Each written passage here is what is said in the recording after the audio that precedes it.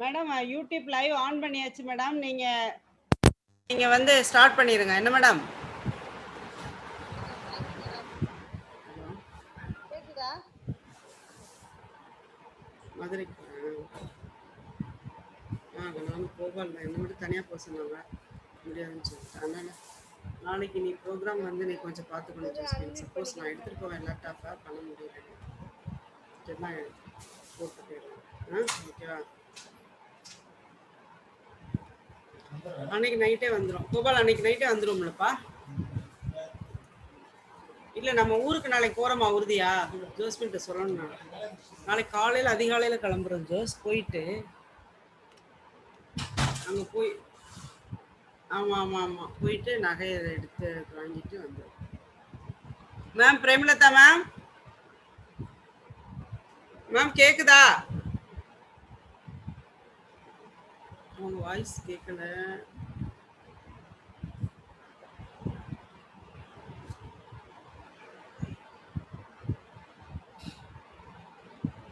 அவங்கள கோ போஸ்ட் கொடுக்கல.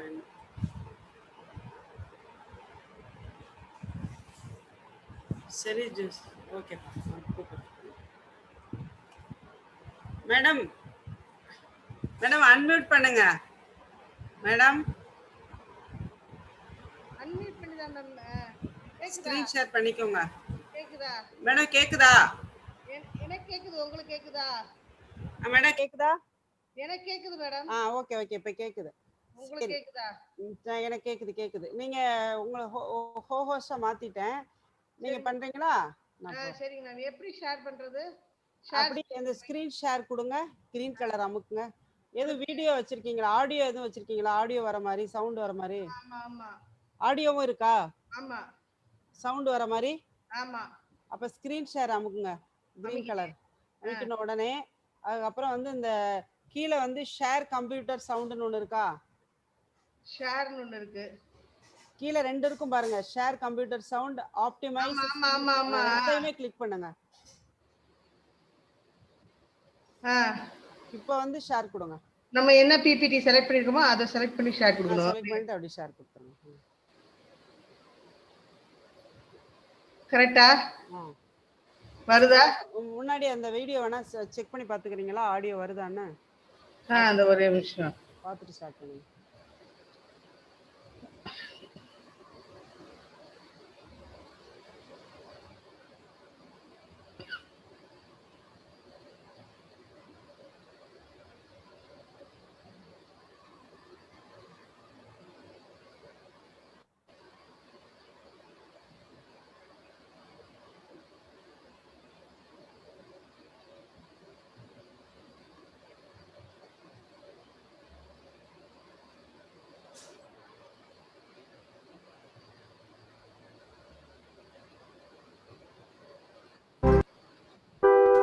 ஓகே வருது. ஓகே.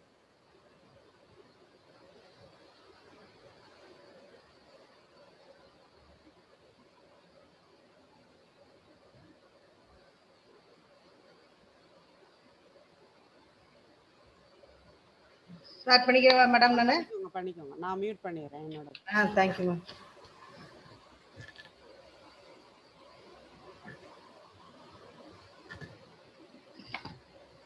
ப்ராப்ளம்னா வாட்ஸ்அப்ல மெசேஜ் பண்ணுங்க. Okay. I deem it a great honor and privilege to thank Professor N. Panchanathan, Honorable Vice Chancellor, for providing me an opportunity to act as a resource person. My heartfelt thanks to Dr. T. Shivashakti Rajamal, Coordinator, Center for Capacity Building Programs for School Teachers. I happily invite all the participants presented here. My topic for presentation is memory. Let me elaborate it from the basic concept. In general, memory is a diary that we all carry about with us. Memory is the ability to take in information, store it, and recall it at a later time. Meaning of memory. Memory is essential to all our lives. Without a memory of the past, we cannot operate in the present or think about the future. We would not be able to remember what we did yesterday, what we have done today, or what we plan to do tomorrow. Without memory, we could not learn anything. Memory is involved in processing vast amount of information. This information takes many different forms, example, images, sounds, or meanings. Cognitive psychologist Margaret W. Matlin has described memory as the process of retaining information over time. Others have defined it as the ability to use our past experiences to determine our future path. Stages of memory. The three main stages of memory are encoding, storage, and retrieval. Encoding. This is also known as registration process.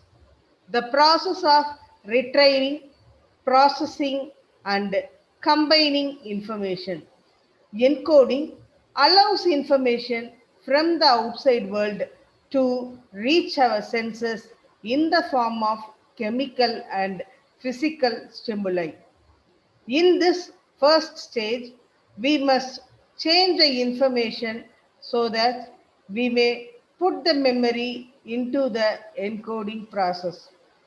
There are three main ways in which information can be encoded. The first stage is visual, second stage is acoustic, third stage is semantic. Visual, this is also known as picture encoding. Acoustic, also known as sound encoding. Semantic means meaning. For example, how do you remember a telephone number you have looked up in the phone book? If you can see it, then you are using visual coding. But if you are repeating to yourself, you are using acoustic coding, that is by sound. Storage. The creation of permanent record of the encoded information. Storage is a second memory stage or process in which we maintain information over periods of time. Memory storage is achieved through the process of encoding through either short or long term memory. During the process of memory encoding, information is filtered and modified for storage in the short term memory. Information in short term memory deteriorates constantly. However, if the information is deemed important or useful, it is transferred to long term memory for extended storage. Because long term memories must be held for indefinite periods of time, they are stored or consolidated in a way that optimizes space for the memory. As a result, long term memory can hold much more information than short term memory, but it may not be immediately accessible. The third stage of memory is retrieval. This is also called as recall or recognition. The calling back of stored information in response to some clue for use in process or activity. The third process in the retrieval of information that we have stored. we must locate it and return it to our consciousness. Some retrieval attempts may be effortless due to the type of information. This refers to getting information out storage. If we cannot remember something, it may be because we are unable to retrieve it. Interference with memory retrieval. Interference occurs in memory when there is an interaction between the new material being learned and previously learned material. There are two kinds of interference, proactive and retroactive. Proactive interference. Proactive interference is the forgetting of information due to interference from previous knowledge in long-term memory. Past memories can inhibit the encoding of new memories. This is particularly true if they are learned in similar contexts and the new information is similar to previous information.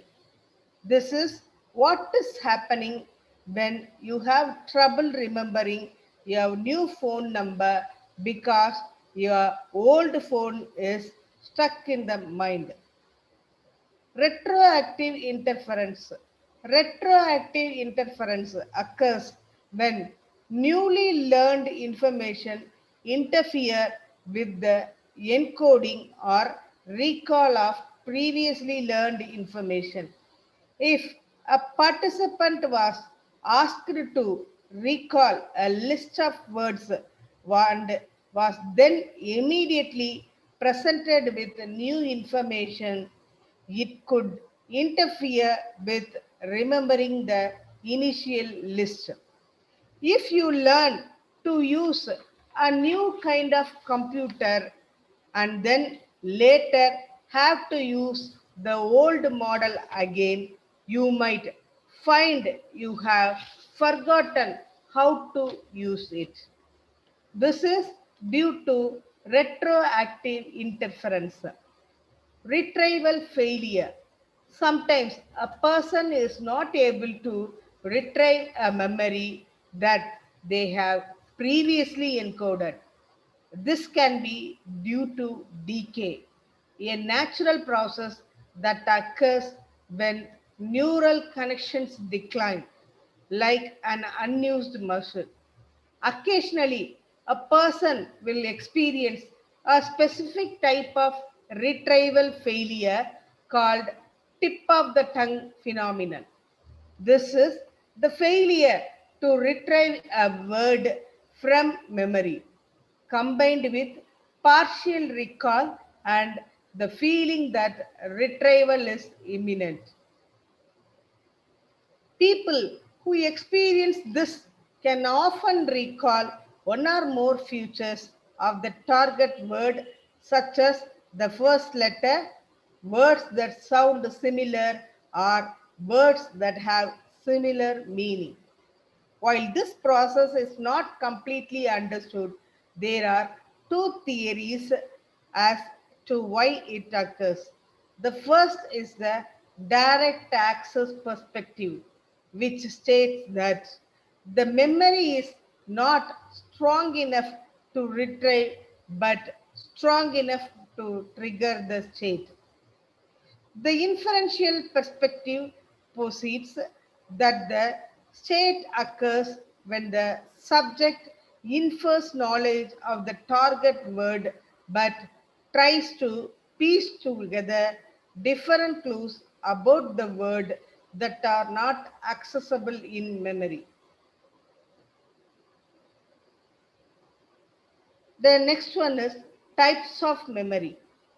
There are three main types of memory, such as sensory memory, short-term memory, and long-term memory. Sensory memory. Sensory memory refers to the brief storage of sensory information. Sensory memory is a memory buffer that lost only very briefly, and then, unless it is attended to and passed on for more processing, is forgotten. The purpose of sensory memory is to give the brain some time to process the incoming sensation and to allow us to see the world as an unbroken stream of events rather than as individual pieces. Sensory memory allows individuals to retain impressions of sensory information after the original stimulus has stopped. The role of sensory memory is to provide a detailed representation of our entire sensory experience, for which relevant pieces of information are extracted by short term memory and processed by working memory. Types of sensory memory. There are three main types of sensory memory, such as iconic memory, echoic memory, and haptic memory. The different types of memory have also shown to have slightly different durations. Iconic memory, known as visual sensory memory, involves a very brief image. Iconic memory was first studied by the psychologist George Sperling in 1960. This type of sensory memory typically lasts for about 1/4 to 1/2 of a second, that is 15 to 30 milliseconds.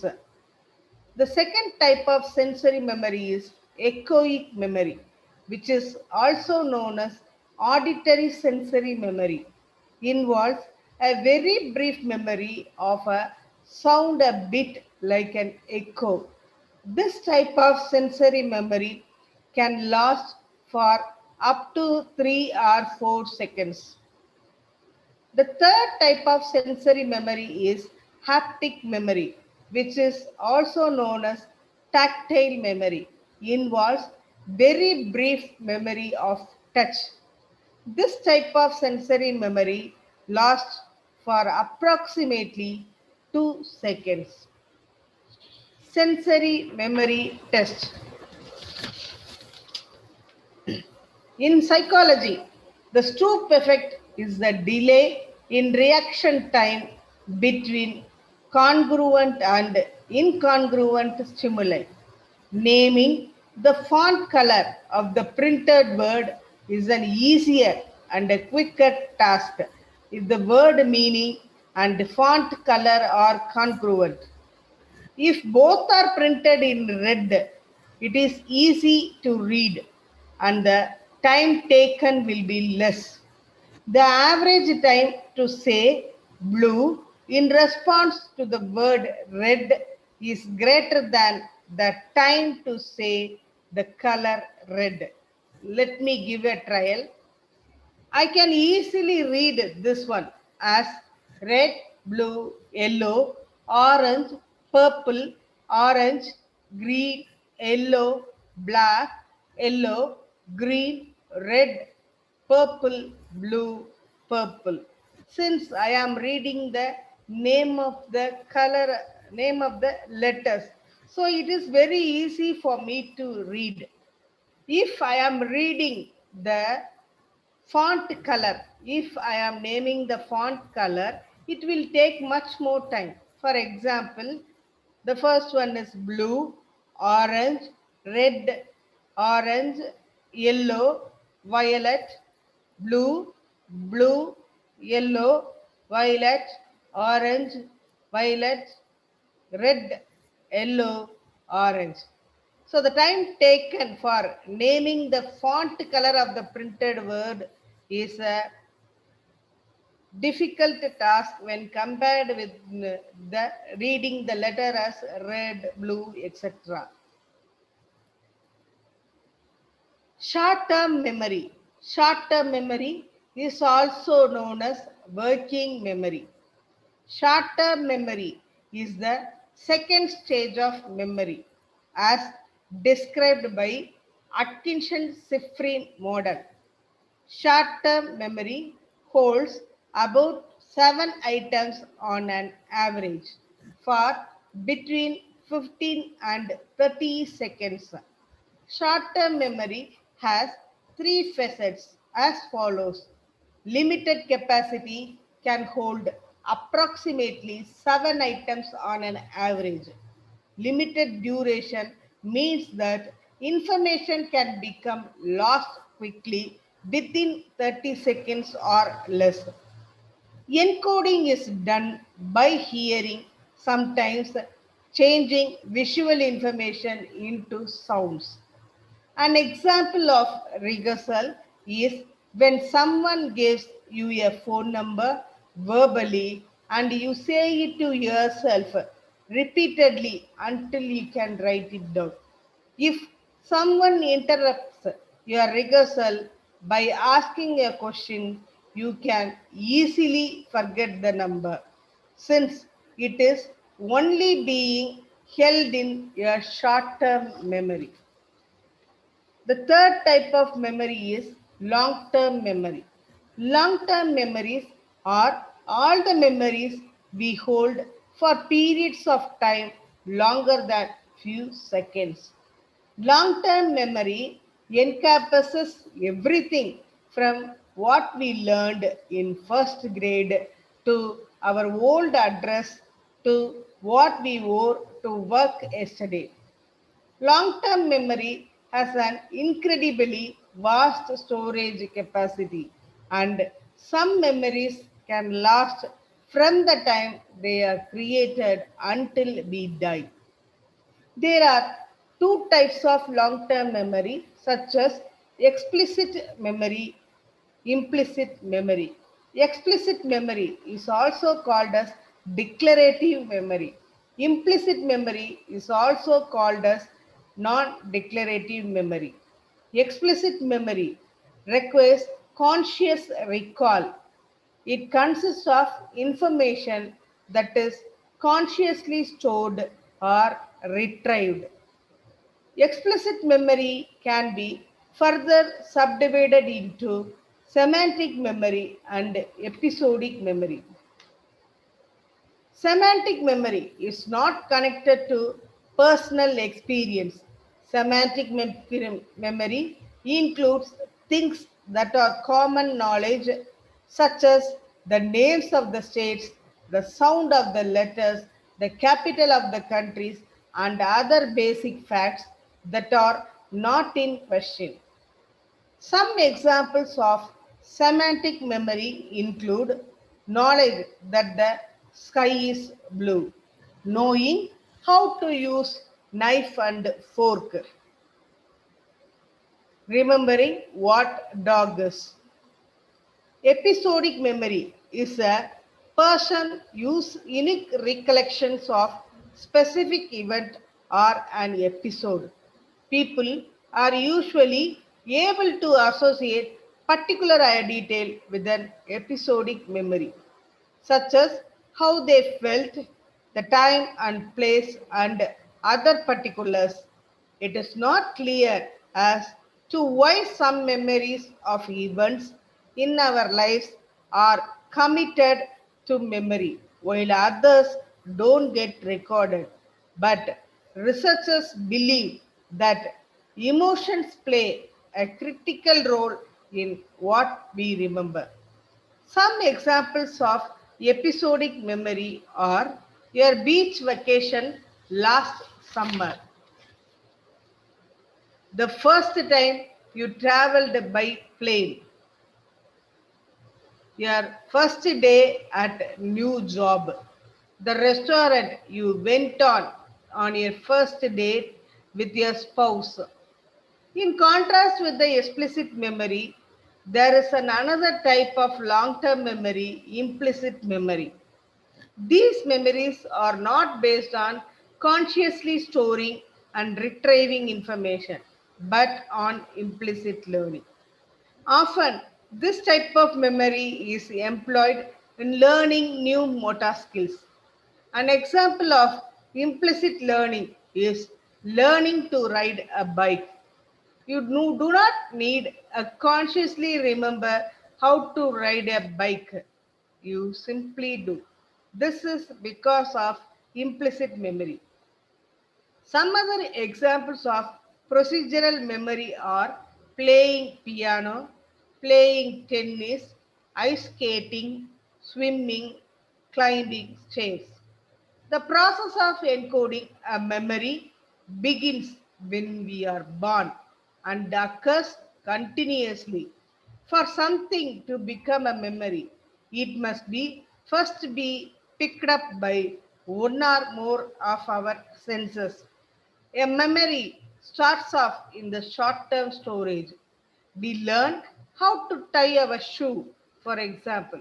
Once we have the process down, it goes into our long term memory and we can do it without conscious thinking about the steps involved. When we are asked to retrieve something from memory, the differences between STM and LTM become very clear. STM is stored and retrieved sequentially. For example, if a group of participants are given a list of words to remember, then asked to recall the fourth word on the list, the participants go through the list in the order they heard it in order to retrieve the information. LTM is stored and retrieved by association. This is why you can remember what you went upstairs for if you go back to the room where you first thought about it. In a nutshell, we have seen that memory refers to the ability to store and retrieve information over time. For something, our memory is very good, but our active cognitive processing of information ensures that memory is never an exact replica of what we have experienced. Information processing begins in sensory memory, moves to the short term memory, and eventually moves to long term memory. Next one is factors of memory. Memory is a mental ability in which different types of processes are involved. There are four different factors or processes in the memory: learning, retention, recall, and recognition. Learning. This is the first factor of the process of memory. Learning is the acquisition of new information, of experiences, which leads to establishment of association of ideas in mind. This factor is a way to register the first impression of an object or idea without which memorization cannot take place. Retention. Retention is a second factor of memory. It means the sustenance of experience in the subconscious level of mind for a sufficient amount of time. When anything is learnt, it is natural that some of the learnt material is saved or stored in the mind. So, it is clear that with the trials of learning, retention takes place. However, it differs from individual to individual. Recall. The third factor of the memory is recall. It means the presentation of any past experience in the form of an image or language in the conscious level of the mind. It involves the association of ideas.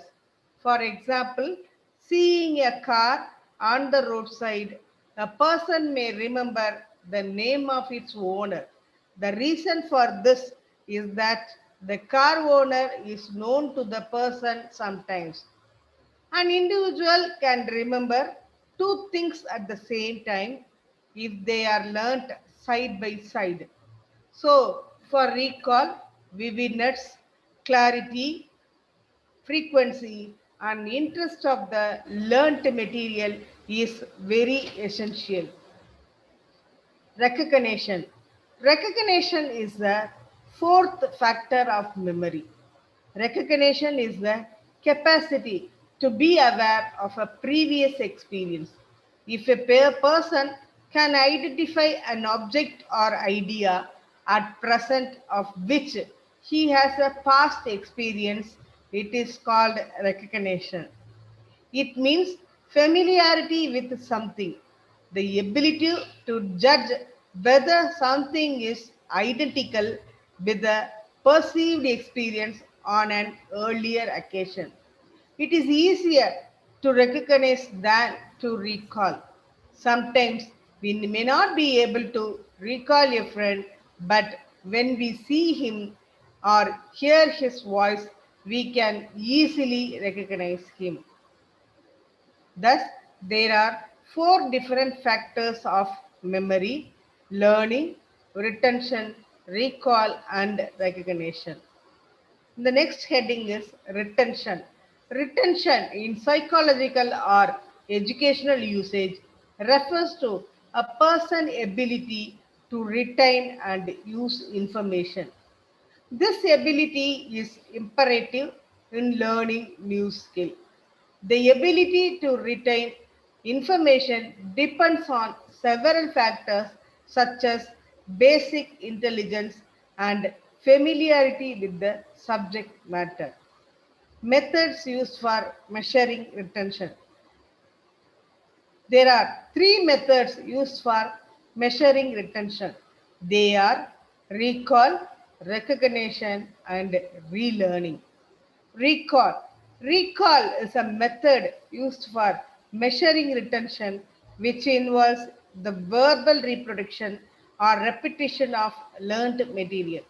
There are three main types of recall: serial recall, free recall, and cued recall. Serial recall.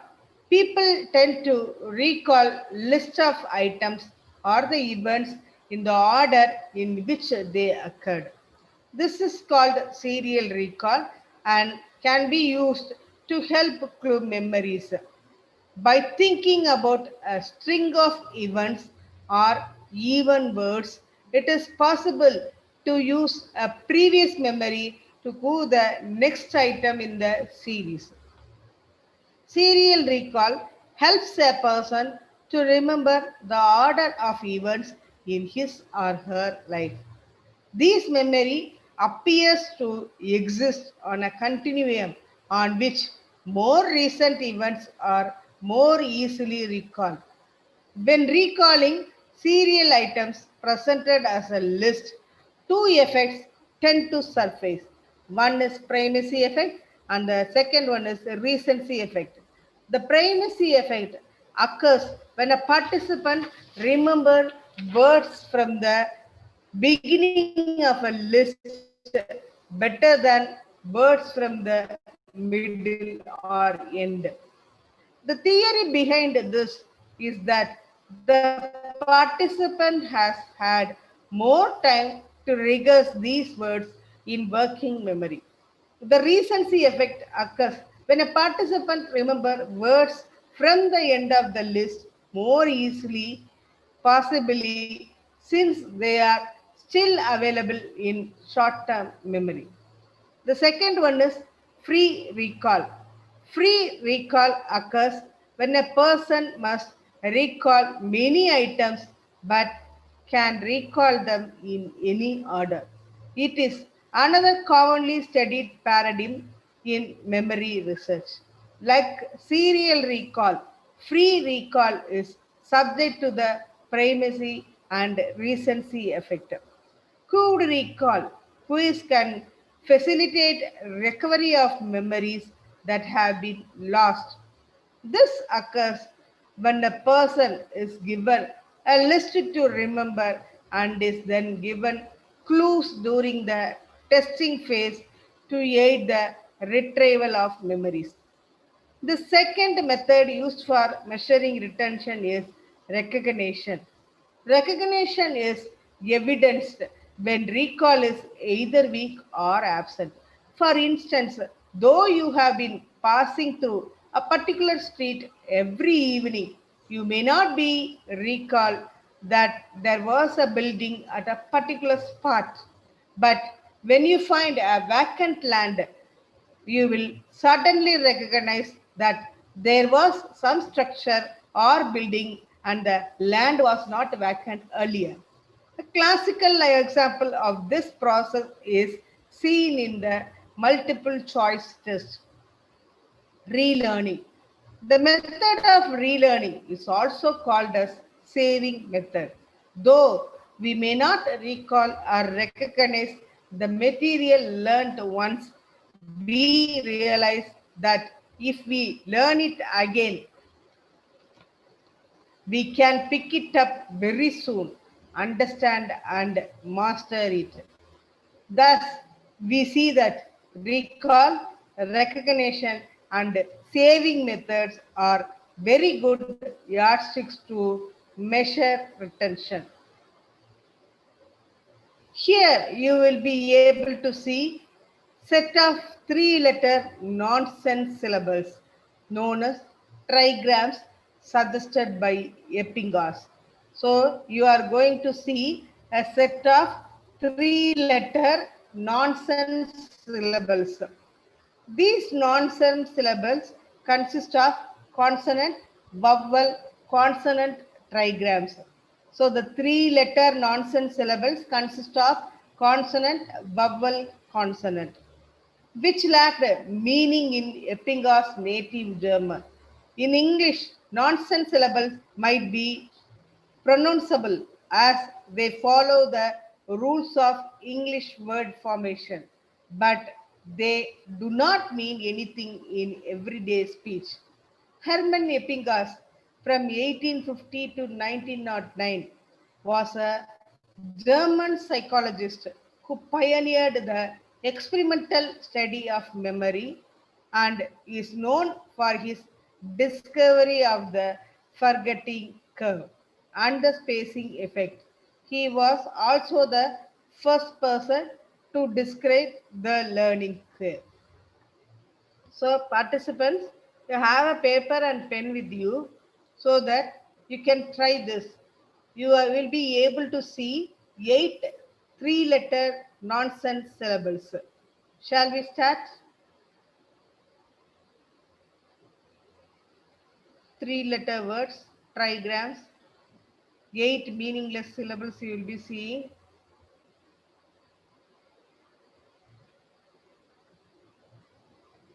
ROD, COG, GIG, PAD, SUM, PIP, FIR, ICM.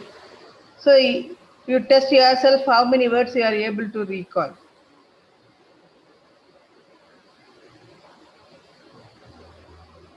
Okay, second trial for you. The same words, second trial.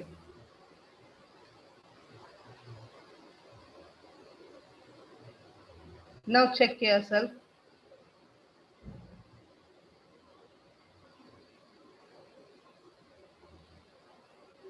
Third trial.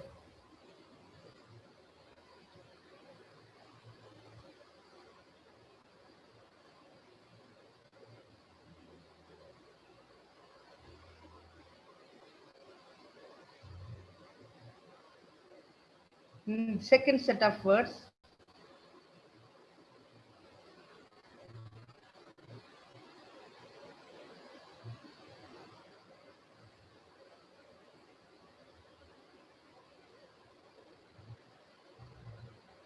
If all the 8 is correct means, okay, very good. Second set of words now for your trial.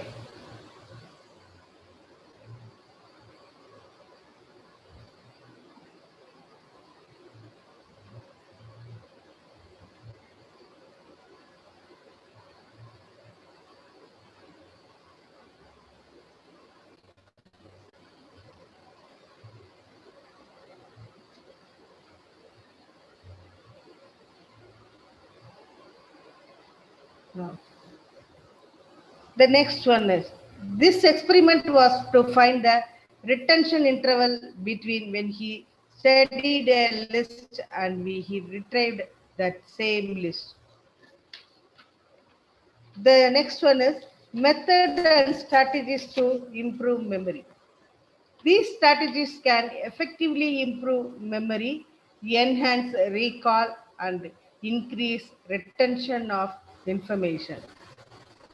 The first one is focus your attention. Attention is one of the major components of memory.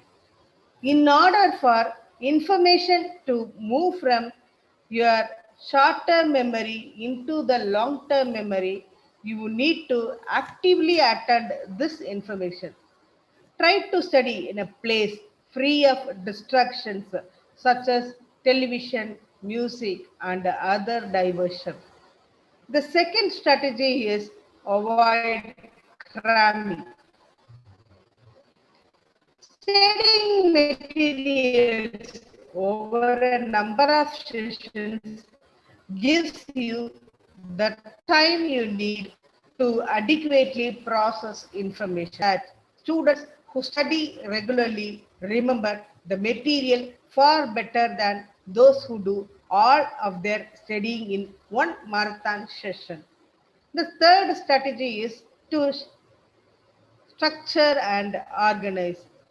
Researchers have found that information is organized in memory in related clusters. You can take advantage of this by structuring and organizing the materials you are studying. Try grouping similar concepts and terms together or make an outline of your notes and textbook readings to help group related concepts. The next one is try acronyms, abbreviations, and mnemonics. A mnemonic is a tool that helps us to remember certain facts or large amount of information. They can come in the form of a song, a rhyme, acronym, image, phrase, or sentence. Mnemonics helps us remember the facts and are particularly useful when the order of the thing is important. Mnemonic devices are a technique often used by students to aid in recall. For example, acronyms are typically formed by using the first letter of each word in a phrase to form a new word. For example, the phrase as soon as possible is often shortened by ASAP. Acronyms are usually spelled with capital letters and are pronounced as a new word. The seven colors of the rainbow, we used to give it as BIBGR. Let us take a closer look at abbreviations. As we know, an abbreviation is typically a shortened form of words used to represent the whole, such as professor, prof, doctor, dr, like that. There are millions of common abbreviations used every day. Let us take a look at some of the popular ones we see or we use almost daily. When you write your address, you likely to write ST instead of street. When you record the date, we likely abbreviate the days of the week as Mon-Tu instead of Monday, Tuesday, and the months of the year as Jan, Feb instead of January, February, etc. The next type of mnemonic is method of locate. One example of taking the advantage of deeper semantic processing to improve retention is using the method of locate.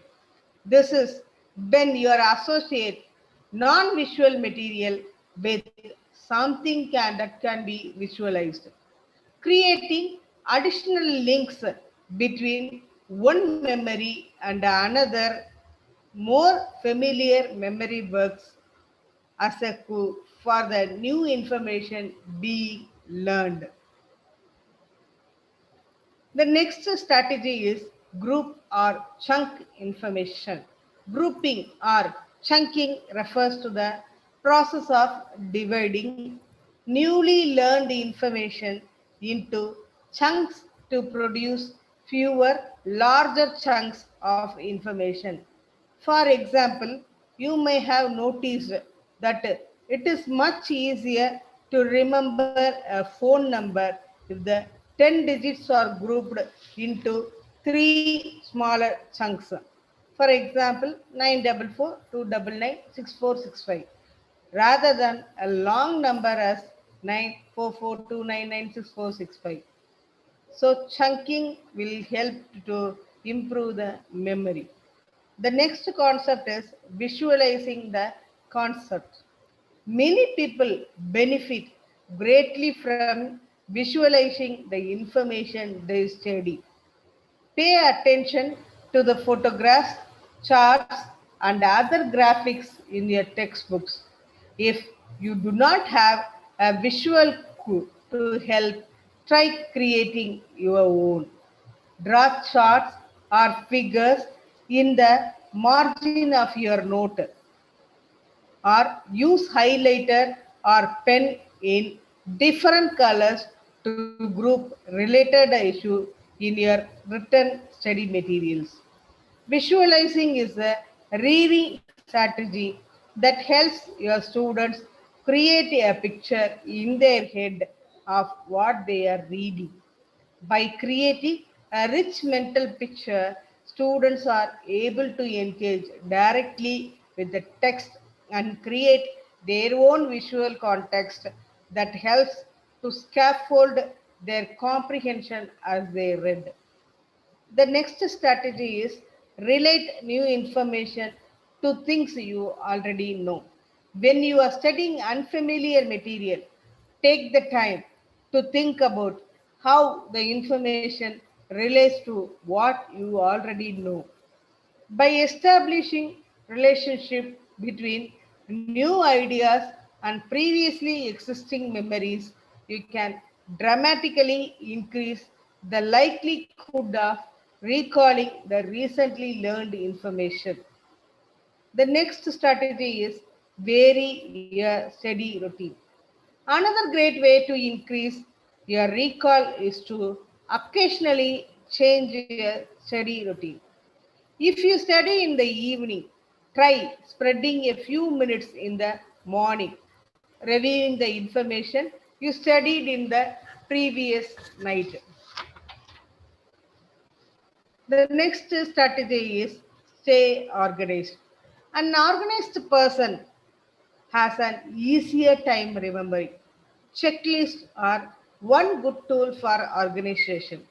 Manually writing down a checklist also increase the likelihood that you will remember what you have written down. The next one is get some sleep. Sleep is important for memory and learning. Research has shown that taking a nap after you learn something new can actually help you learn faster and remember better. Repetition, as the saying goes, practice makes a man perfect. In order to truly master a new concept or skill, you need to practice over and over again. Doing so will help you store this material in your long term memory. You can practice this material in a number of ways, including writing, saying, or drawing the information. The next strategy is association. If the material is unfamiliar, think about how it relates to the things that you already know. Try to establish a connection between the study material and people, places, situations, or feelings that you are already familiar with. This gives the new read material context and make it easier to remember as you think about the things that you are already familiar with. The next one is play games. Playing games makes learning fun. You can use games to help you memorize facts, formulas, or even events. As you play the game, you will continue to revise the material again and again. You will also have the fun socializing with the friends while doing so. The next one is spacing effect. The spacing effect was first identified by German psychologist Hermann Ebbinghaus in his book Memory, a contribution to experimental psychology. It is believed that spreading study sessions over time can help a person recollect information better and facilitate greater understanding of the subject. The next one is what you have learned.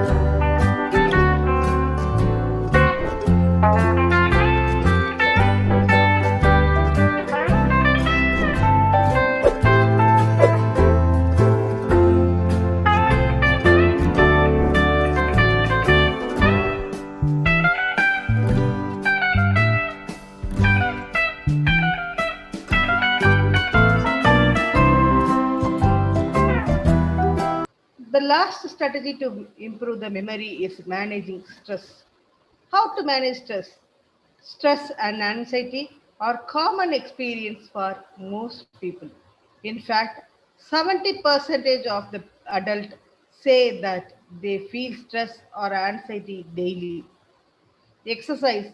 Exercise is one of the most important things you can do to combat stress.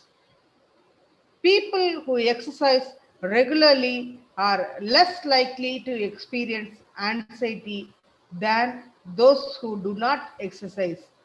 When you exercise regularly, you may feel more competent and confident in your body, which in turn promotes the mental well being. Try to find an exercise routine or an activity you enjoy, such as walking, dancing, climbing, or yoga. The second one is light a candle. Using essential oils or burning a scented candle may reduce your feeling of stress and anxiety. Next one, reduce your caffeine intake.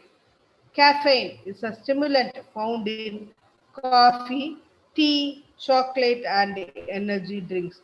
High doses can increase your anxiety. Spend time with friends and family. Social support from the friends and the family can help you get through stressful times. Being part of a friend network gives you a sense of belonging and self worth. Laugh. It is hard to feel anxious when you are laughing. Laughing is good for health, and there are few ways it may help relieve stress. Relieving your stress response, relieving tension by relaxing your muscles. In a short, laughter can also help improve your immune system and mood. Learn to avoid procrastination. Procrastination can lead you to act reactively, leaving you scrambling to catch up. This can cause stress, which negatively affects your health and the sleep quality. Get in the habit of making a to do list organized by priority. Give yourself the realistic deadlines and work your way down the list. Take a yoga class. Yoga has become a popular method to stress relief and exercise among all age groups. While yoga styles differ, most share a common goal to join your body and mind. Listen to music. Listening to music can have a very relaxing effect on the body. Slow paced instrumental music can induce the relaxation response by helping lower blood pressure and heart rates. The last one is deep breathing. Mental stress activates your sympathetic nervous system, signaling your body to go into fight flight response. During this reaction, stress hormones are released and you experience physical symptoms such as faster heartbeat, quicker breathing, and constricted blood vessels. Deep breathing can help activate your parasympathetic nervous system, which control the relaxation techniques.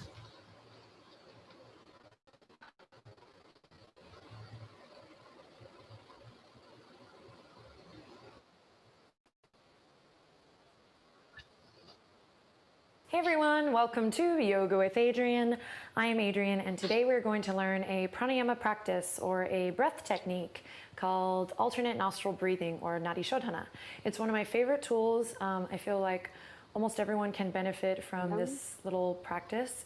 It's a very simple breath technique with an abundance of benefits.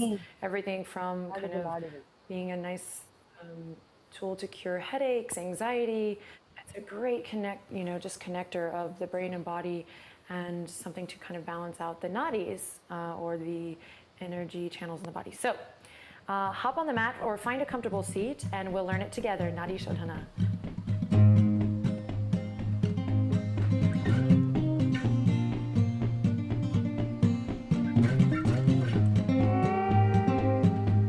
All right, so to begin, we're going to come into a comfortable seat. So you might come into Sukhasana here, like a nice cross-legged position. I'm using a block under my butt today. You can also fold a blanket or use a pillow. If that's not comfortable for you and you want to try this, you can do this in a chair. Just make sure that you're in a nice supported position so that your back can be nice and tall, and we can sit up with the head over the heart over the pelvis. Just a suggestion. Okay. So I'm going to come into my nice comfortable seat here, cross-legged position. Again, I've lifted the hips just to give myself a little bit of space for the thighs and the knees, legs to drop down. Take a second to roll up through the spine. Maybe loop the shoulders forward, up and back. And then just take a couple of seconds here to just notice your breath as we inhale in through the nose and out through the nose. Inhaling in through both nostrils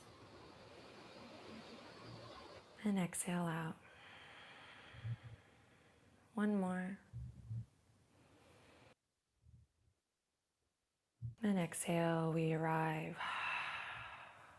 Just kind of checking in with the body and opening the mind to learn something new. Take your right hand in front of you. If you're left-handed, you can do this with the left hand, and on the blog I'll talk about how to adjust for the left hand, but for now we're going to use the right hand. I'm going to take my index finger and my middle finger, heyo, and drop it down towards my palm. So for some, this might be kind of like already a little yoga for the brain. So just give it a try. You can even take your other hand and bring the fingers down, just kind of guiding it there. And in time, this will become easier with practice, right? It's all about practice. If you're finding that this is just too distracting and just you're like not able to do this in the hand today, then it's okay to go hang loose. Bring all 3 middle fingers down and just use the thumb and pinky. This is a nice little beginner's tip, but like I said, with practice, this will become easier. So the index finger and the middle finger are coming down. And for this practice, pranayama practice, I'm going to use my thumb and my ring finger. And the pinky is just kind of like there for style mudra points. So I'm going to sit up nice and tall. I'm going to take my right thumb to my right nostril, kind of sealing the deal here. Sealing it up. Sealing it up. Okay. And I'm going to inhale in through the left nostril. Inhaling in through the left nostril. Here we go. After the inhale, I pause and I take my ring finger and seal the left nostril. Exhaling out through the right. Inhaling in through the right. I seal the right nostril with my thumb and exhale through the left. Inhale through the left. Sealing with left nostril, with left finger, sorry, and exhaling through right nostril. Inhale in through right nostril. Pause, sealing with the thumb, and exhale through left nostril. So, just in case you're like, what? Here's a little tip. Each time I inhale in, I seal. Then I exhale out, inhale in, and seal. So just kind of a beginner's tip is each time you inhale, that's when you're sealing and alternating to the next nostril. So each time I inhale in, I seal and alternate. So we're going to give it a little bit of practice time together, and then you can just try this on your own. At first, again, this might feel a little more like yoga for the brain, even though it is yoga for the brain, or certainly replenishing and good for the mind and the brain, but don't get frustrated and quit. Stick with it, and soon your brain and body will work together. Okay, so here we go. We take a nice deep breath in through both nostrils, and a nice exhale out. We find our mudra here, relax your jaw, you can close your eyes, and we seal the right nostril with the right thumb. Nice, long, smooth, deep breath as I inhale in through the left nostril. I just inhaled in, so I'm going to seal with the left ring finger. Seal the left nostril with the ring finger. And exhale out through the right nostril. Let me get this clear for you. Here we go. Inhale in through the right nostril. And seal and alternate. Exhale through the left nostril. Inhale in through the left nostril. Seal and alternate. Exhale through right nostril. Inhale in. Seal and alternate. Exhale out. Inhale in.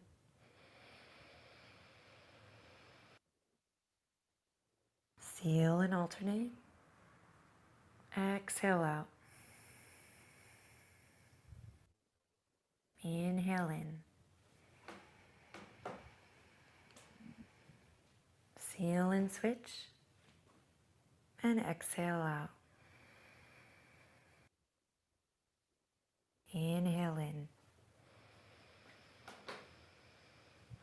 Seal and switch. Exhale out. Keep it going. Inhale in. Switch. Exhale out. Inhale in.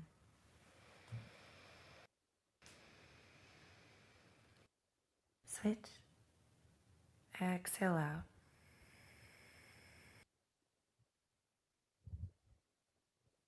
Inhale.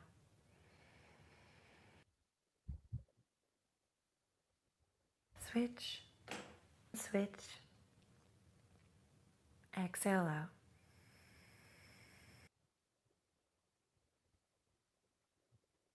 Inhale.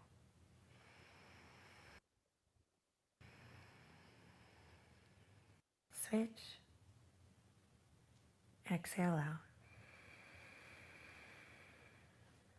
Release the mudra, palms to the tops of the thighs. We take a deep breath in through both nostrils. And we exhale, release. Take a second here to just notice how you feel. Eyes closed, skin of the face nice and soft.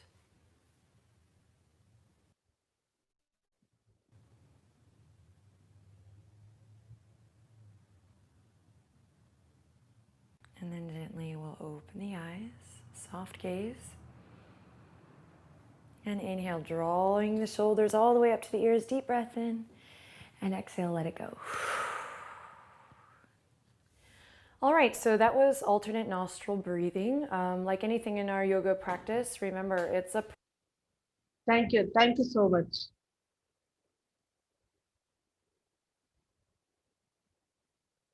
Madam, Saraswati madam.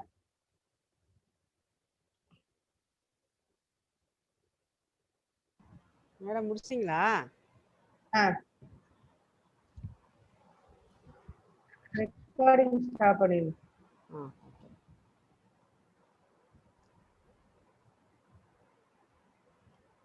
Live stop பண்ணிடுவா?